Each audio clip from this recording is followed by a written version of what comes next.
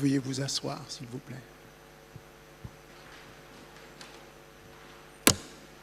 Il y a un temps pour naître, un temps pour mourir. Il est bien vrai que l'on ne se sépare pas des siens sans déchirement. Ce que je sais, c'est que la mort n'est pas le dernier mot de la création. En effet, ô mort, où est ta victoire, ton aiguillon? Jésus a remporté la victoire sur la mort. C'est notre garantie. Sa promesse est certaine car bientôt, dit-il, il n'y aura plus ni deuil, ni cri, ni douleur, mais bien la joie de la résurrection, celle des retrouvailles. Au revoir, Paul-Henri, mais bienvenue à chacun de vous qui avez honoré la famille de votre présence. Gardons l'espérance qui ne trompe point. Merci.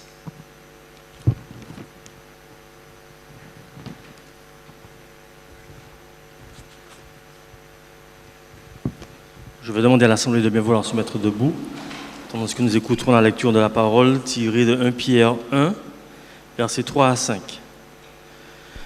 Béni soit Dieu, le Père de notre Seigneur Jésus-Christ, dans sa grande compassion. Il nous a fait naître à une vie nouvelle pour nous donner une espérance vivante par la résurrection de Jésus-Christ. Car il a préparé pour nous un héritage qui ne peut ni se détruire, ni se corrompre, ni perdre sa beauté. Il le tient en réserve pour vous dans les cieux, vous qu'il garde par sa puissance au moyen de la foi en vue du salut qui est prêt à être révélé au moment de la fin. Amen.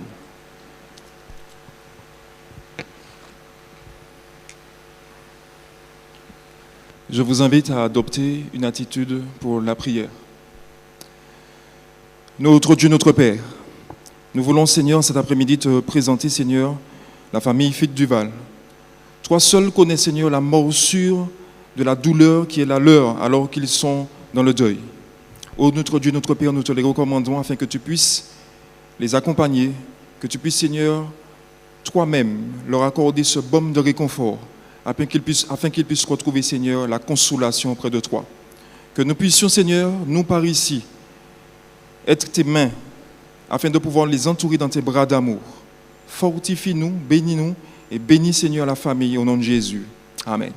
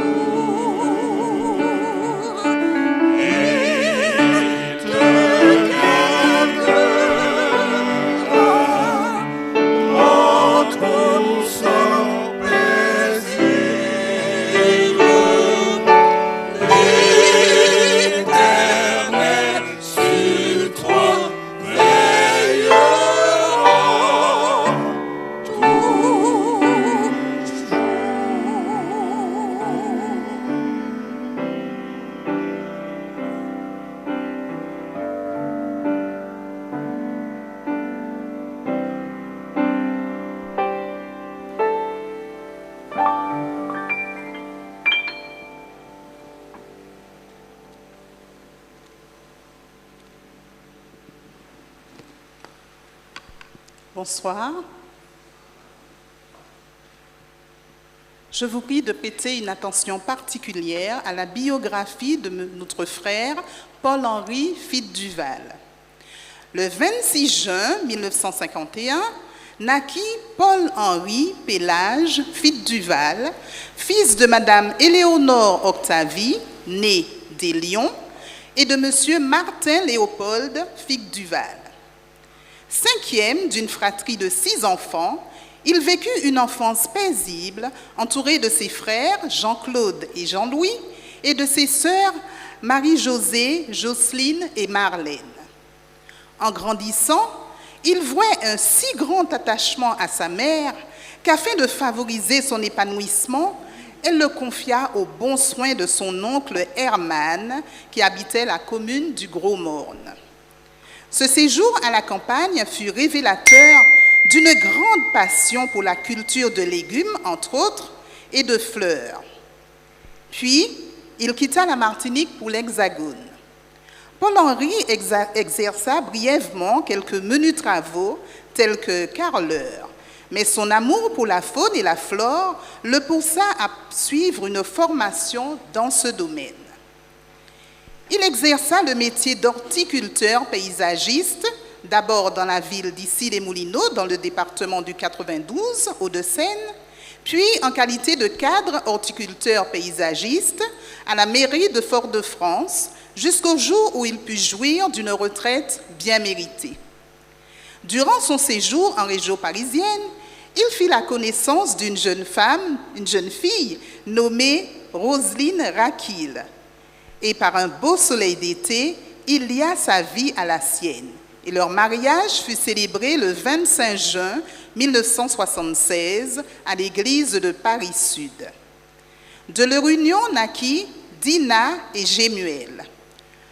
Paul-Henri fut l'heureux père de 3 enfants avec la naissance de sa 2e fille, Esther.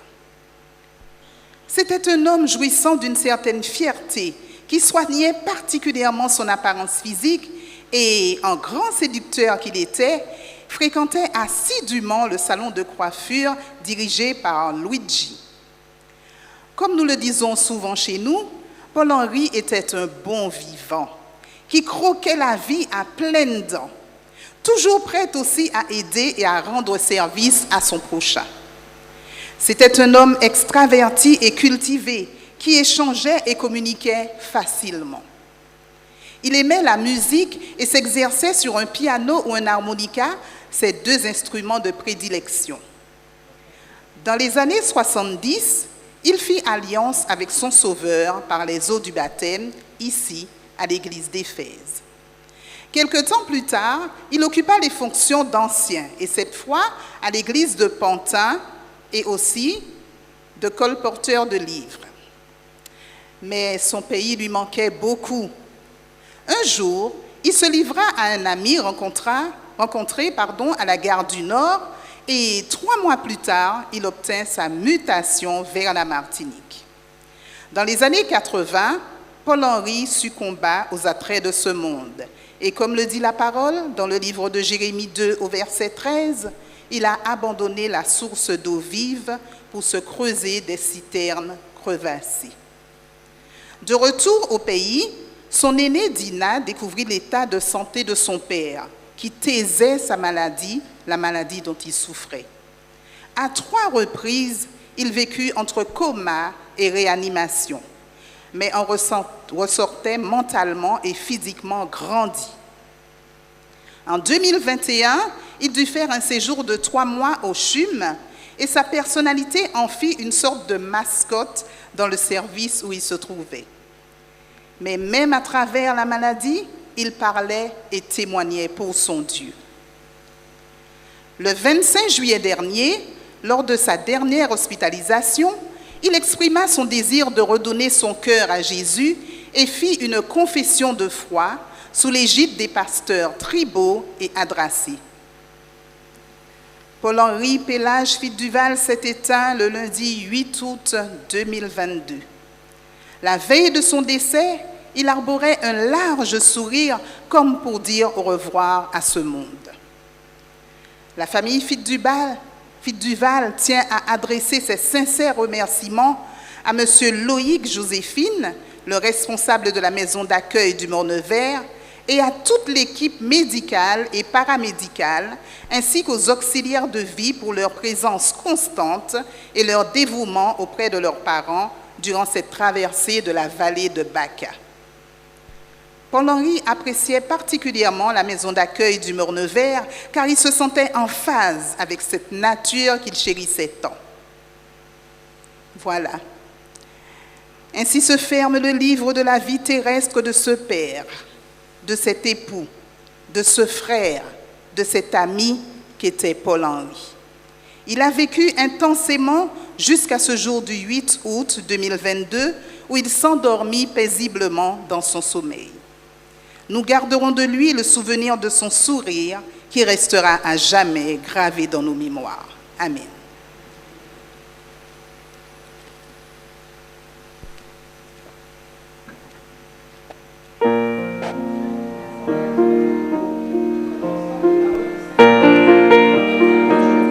Avec toi. Alors pour ceux qui n'ont pas de cantique, il y a juste derrière le programme, le chant, les paroles du chant.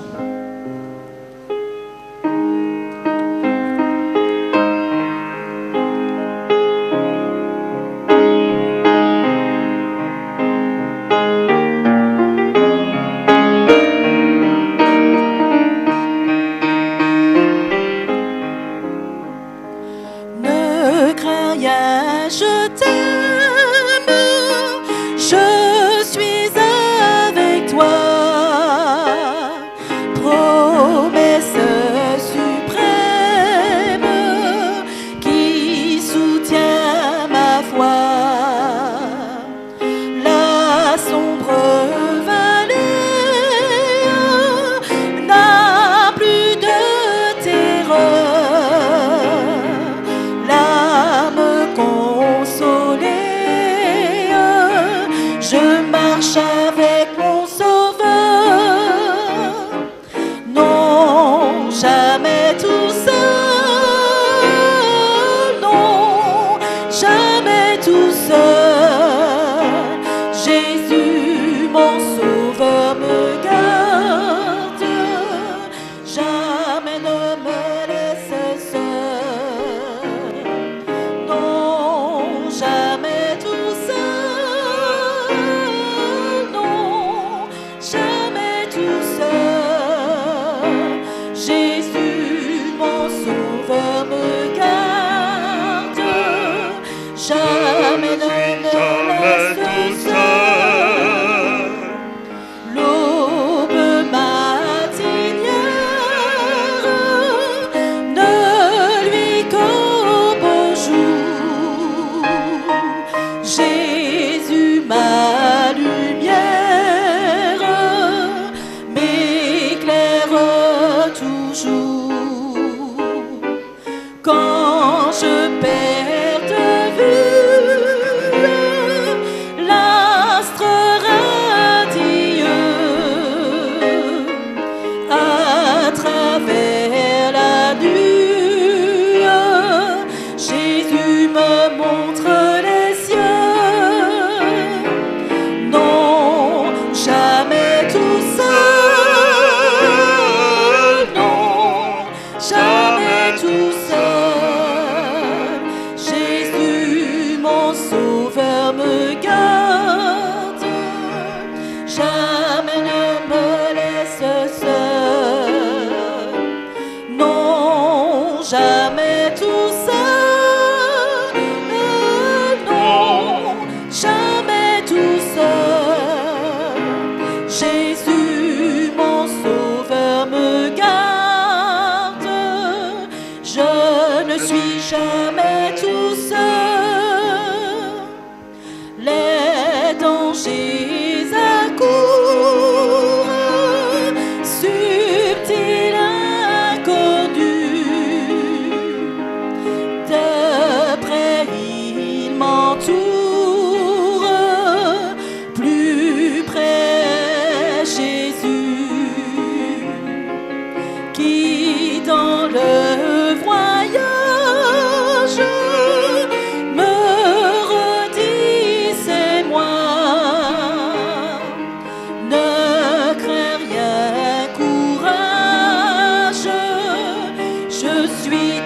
toujours avec toi. Non, jamais tout seul.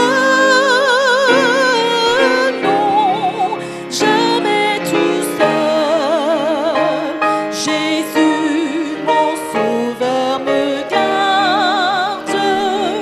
Jamais ne me laisse seul. Non, jamais tout seul. Non, jamais tout seul. Jésus, mon sauveur, me garde. Je ne suis jamais tout seul. Vous pouvez vous asseoir.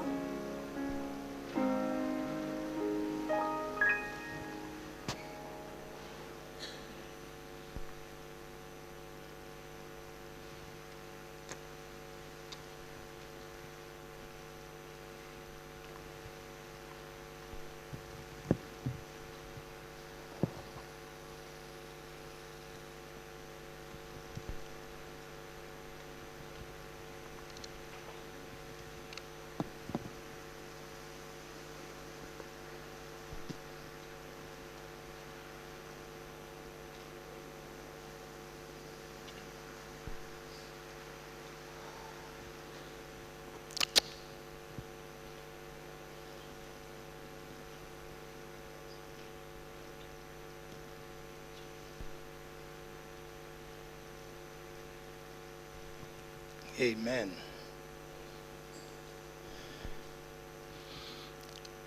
Nous voulons encore une fois, au nom de l'Église adventiste du Prêcheur et d'Éphèse, adresser nos plus sincères condoléances aux membres de la famille Fitt-Duval et Brival, aux proches, aux amis, aux sympathisants et aux frères et sœurs dans la foi. À tous ceux qui sont présents en cet après-midi pour soutenir la famille, que la grâce de Dieu, la paix du Christ et la consolation du Saint-Esprit vous soient accordées à tous en ce moment difficile que nous expérimentons en cet après-midi. Encore une fois, frères et sœurs, chers amis, chers jeunes, chers parents, c'est la mort d'un être cher. La mort d'un frère, d'un ami, d'un père, en la personne de Fitt-Duval Paul-Henri, qui nous réunit ici en cet après-midi. Mais bien que nous soyons réunis ici par la mort de notre frère bien-aimé, nous ne sommes pas ici, frères et sœurs, chers amis, chers parents, pour honorer un mort ou encore célébrer la mort. Car le sage Salomon, dans le livre d'Ecclésiaste au chapitre 9, les versets 4 à 6, a déclaré ce qui suit. Il dit que pour tous ceux qui vivent, il y a de l'espérance. Et même un chien vivant vaut mieux qu'un lion mort. Les vivants, dit Salomon, savent en effet qu'ils mourront. Mais les morts ne savent rien.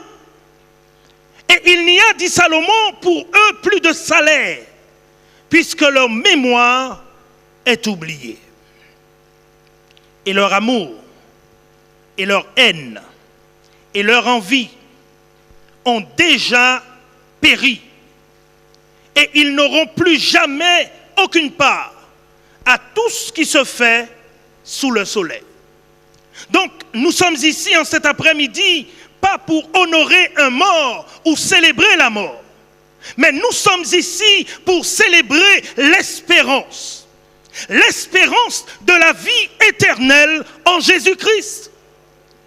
Et frère Paul-Henri Fitt-Duval avait compris que l'espérance est une chose importante, une chose à laquelle nous devrions nous attacher. Paul-Henri a vécu 71 ans sur cette terre. Il a expérimenté le mariage. Il a eu des enfants. Il a vécu comme chacun d'entre nous, comme chacun de ceux qui sont partis avant lui. Il a expérimenté la maladie et la souffrance. Mais de son vivant, frère Paul-Henri, surnommé Polo, comme j'aimais bien l'appeler, avait compris une chose. Il avait compris que la mort n'était pas la fin de tout. Qu'il y avait, chers amis, une espérance de vie éternelle, offerte du moins par le Créateur de toutes choses, à savoir Jésus-Christ lui-même.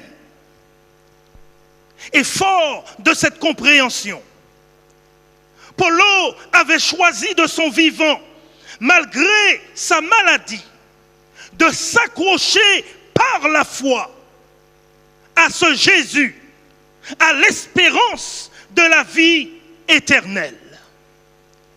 Comme Salomon, il avait compris que pour tous ceux qui vivent, il y a de l'espérance. Et que même un chien vivant vaut mieux qu'un lion mort. Polo avait placé sa foi et son espérance en Jésus.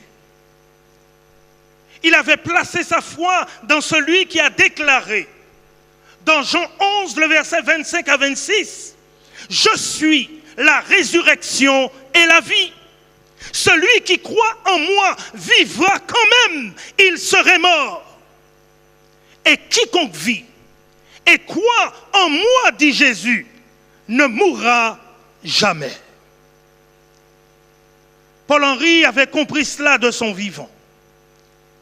Et même au travers de sa maladie, il a encore choisi de donner sa vie au Seigneur. Il a choisi que la mort n'aurait pas le dernier mot dans sa vie. Il a fait le choix que le Christ, qui est la résurrection et la vie pour tous ceux qui croient en lui, aurait le dernier mot. Non seulement dans sa vie, sur sa vie, mais aussi sur son devenir. Aujourd'hui, Polo s'est endormi du sommeil de la mort, car la mort est un sommeil. La mort est un sommeil.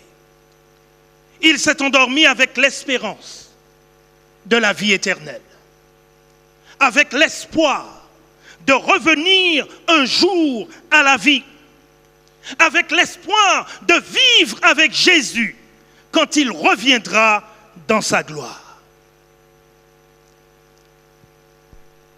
L'espérance de la vie éternelle en Jésus après la mort n'est pas une vaine espérance. L'espérance de la vie éternelle en Jésus n'est pas une histoire à dormir debout, que l'on nous raconte pour nous aider à faire face à la mort, comme certains le croient. Car la Bible dit dans 1 Thessaloniciens 4, les versets 13 à 18, ce qui suit. L'apôtre déclare, nous ne voulons pas, frères, que vous soyez dans l'ignorance au sujet de ceux qui dorment, afin que vous ne vous affligiez pas comme ceux qui n'ont point d'espérance. Car si nous croyons, oui, si nous croyons que Jésus est mort et qu'il est ressuscité, croyons aussi que Dieu ramènera par Jésus et avec lui ceux qui sont morts. L'apôtre continue et il termine en disant, voici en effet ce que nous vous déclarons. Et cela d'après la parole de Dieu. Nous les vivants, restés pour l'avènement du Seigneur, nous ne devancerons pas ceux qui sont morts. Car le Seigneur lui-même a un signal donné à la voix d'un archange et au son de la trompette de Dieu. descendra du ciel et les morts en Christ ressusciteront premièrement. Ensuite, dit l'apôtre, nous les vivants qui serons restés pour son avènement, nous serons tous ensemble enlevés avec eux sur des nuées à la rencontre du Seigneur dans les airs. Et ainsi, nous serons toujours avec le Seigneur. Consolez-vous donc les uns les autres par ces paroles. L'apôtre Jean, dans le livre d'Apocalypse, au chapitre 21, les versets 1 à 5 confirment ce que dit le livre des Thessaloniciens.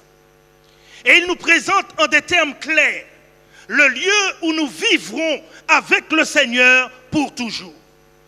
Il dit au verset 1er et suivant, « Puis, oh, je vis un nouveau ciel et une nouvelle terre, car le premier ciel et la première terre avaient disparu, et la mer n'était plus. Et je vis descendre du ciel d'auprès de Dieu la ville sainte, la nouvelle Jérusalem, préparée comme une épouse qui s'est parée pour son époux. Et j'entendis du trône une voix forte qui disait, voici le tabernacle de Dieu avec les hommes. Il habitera avec eux et ils seront son peuple. Et Dieu lui-même sera avec eux. Oh, il essuiera toute larme de leurs yeux. Et la mort, dit l'apôtre Jean, ne sera plus. Il n'y aura plus ni deuil, ni cri, ni douleur, car les premières choses, dit-il, ont disparu. Il termine en disant, et celui qui était assis sur le trône dit, voici, je fais toutes choses nouvelles. Et il dit, écris, car ces paroles sont certaines et véritables. Chers amis, l'espérance de notre frère bien-aimé Paulo est une espérance réelle. Ce n'est pas une histoire à dormir debout. L'espérance de la vie éternelle est réelle. Et c'est de notre vivant que nous pouvons choisir de vivre cette espérance ici-bas et dans l'éternité. Je vous invite en cet après-midi à accepter par la foi de votre vivant cette espérance. Car Salomon a été clair, pour tous ceux qui vivent, il y a de l'espérance. Pour tous ceux qui vivent, il y a de l'espérance. Mais dans la mort, il n'y a plus de possibilité. Il n'y a plus de prise de décision, plus de salaire, plus d'amour, plus de haine et plus d'envie, car la mémoire a déjà péri. Chers parents, endoloris, sympathisants, chers amis, nous pouvons dès aujourd'hui jouir par la foi de l'espérance de la vie éternelle. Nous pouvons par la foi jouir de ce monde merveilleux que Dieu a préparé pour ceux qui l'aiment, qui croient en lui et placent sa vie, notre vie du moins, entre ses mains, comme frère Paul-Henri Fitt-Duval l'a fait. Plaçons nos vies entre les mains du Christ, car en vérité, il est la résurrection et la vie. Et si nous mourons en Christ, par la grâce de Dieu, nous revivrons avec lui. Puisse le Seigneur lui-même, chers parents et amis et sympathisants, essuyer vos larmes en cet après-midi et apaiser vos craintes. Car au jour de la résurrection, nous serons joyeux de retrouver nos bien-aimés. Que Dieu vous bénisse et qu'il vous garde. Prions le Seigneur. Éternel, notre Dieu, notre Père, Nous voulons cet après-midi encore une fois placer notre confiance en toi.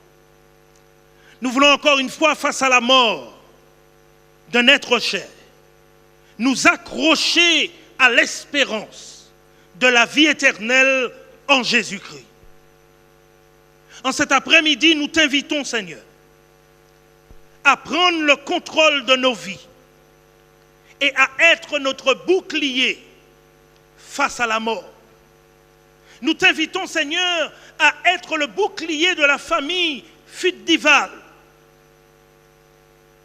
et Brival. Nous prions, Seigneur, afin que tu sois leur force, que tu sois leur secours, que tu sois leur seul recours et que tu sois leur force dans ce moment difficile qu'ils expérimentent en cet après-midi. Bénis-les, Seigneur, et donne-leur de s'accrocher à l'espérance, car la mort n'aura pas le dernier mot. Ô Seigneur, jusqu'à ce jour merveilleux, où les morts ressusciteront au son de la trompette, garde-nous sous ton égide. Sois notre protection et notre force, notre leitmotiv. Nous t'en prions au nom de Jésus. Amen. Amen. Que le Seigneur vous bénisse, qu'il vous garde et qu'il soit votre force. Amen.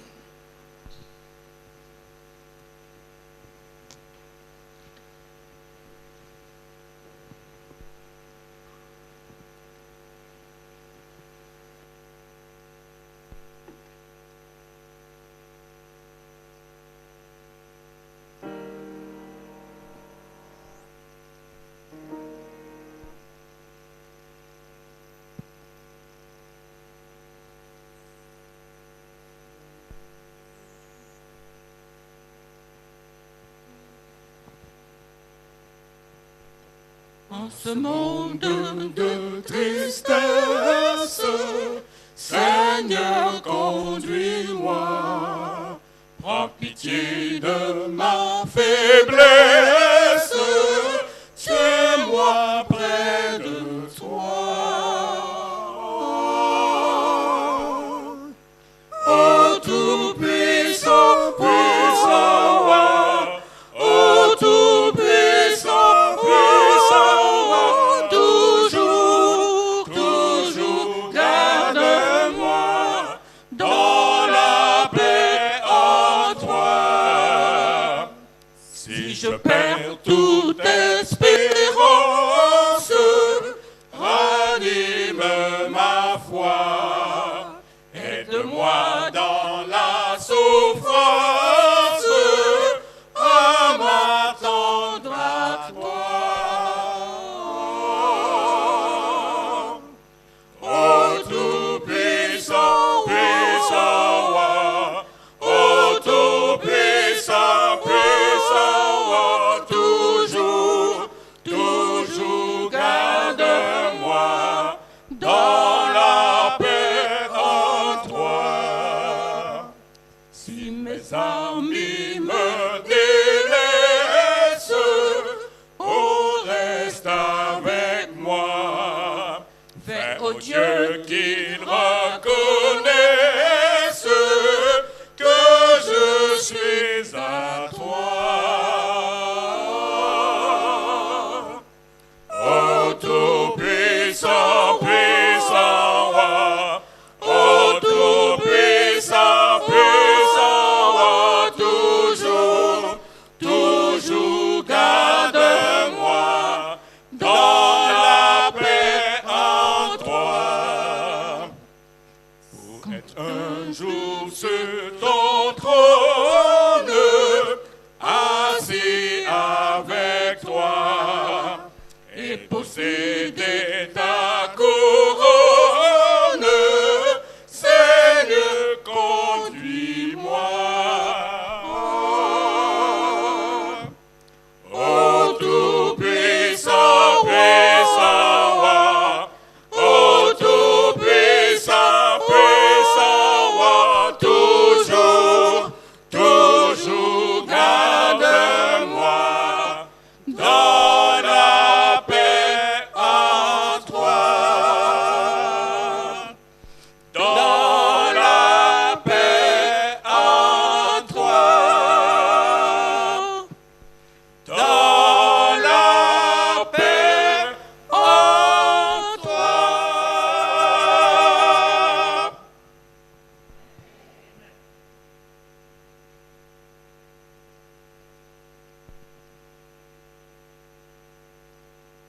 Je vous prie de bien vouloir vous mettre debout afin que nous puissions adresser à notre Dieu cette dernière prière. Notre Père, tu nous connais mieux que nous-mêmes. Tu sais que ce moment est un moment de déchirement. Mais le jour où l'homme a eu à choisir, il a préféré la mort à la vie que tu lui proposais. Aujourd'hui, nous sommes tributaires de ce choix et nous devons dire au revoir à nos bien-aimés. Tandis que nous allons conduire notre frère à sa dernière demeure, nous t'en prions parler à notre entendement afin que nous puissions nous assurer que ce moment ne doit pas être le dernier de notre vie, mais que ce moment puisse nous permettre de reprendre force en toi et que le jour où tu reviendras nous visiter, que nous soyons prêts à être enlevés avec toi. Seigneur, tu sais que nous t'aimons et que nous voulions faire ta volonté. Pour cela, bénis-nous, raccompagne-nous dans ta paix et dans ta grâce, et que cette famille jouisse de ta paix, au nom de Jésus. Amen.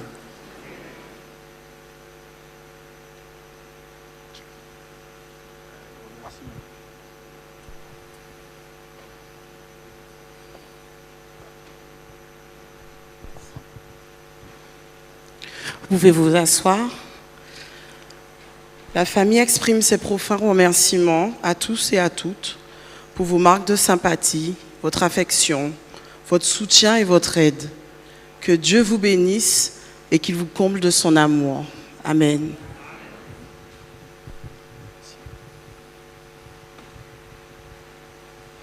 Nous vous remercions tous d'avoir été présents et afin d'accompagner la famille dans ce douloureux moment.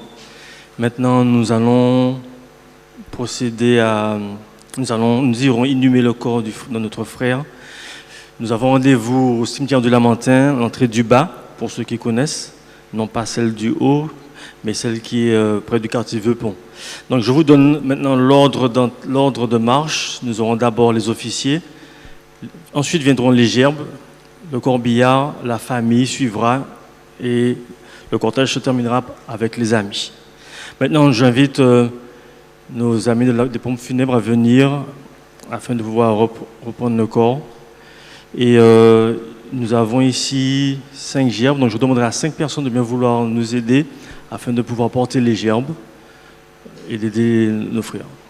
Merci. Je vous demande de vous mettre debout.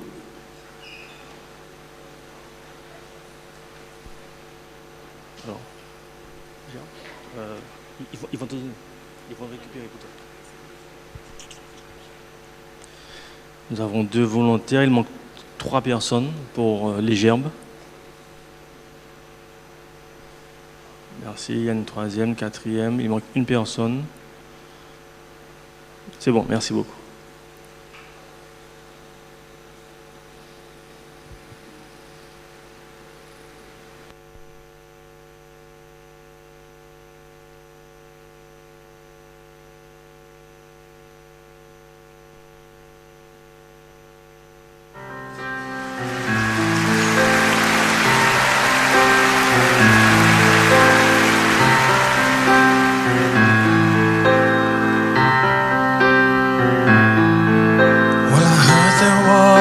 A secret chord that David played and it pleased the Lord, but you don't really care for music, do ya?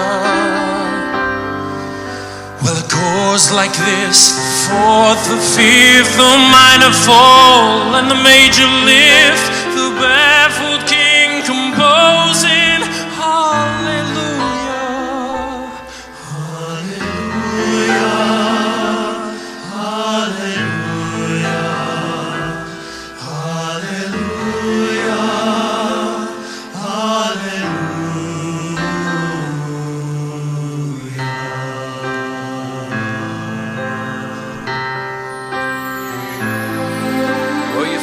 Strong, but you needed proof. You saw her bathing on the roof. Her beauty and the moonlight overthrew you. She tied carried you to her kitchen chair. She broke your throne and she cut your hair. And from your lips she drew the hallelujah.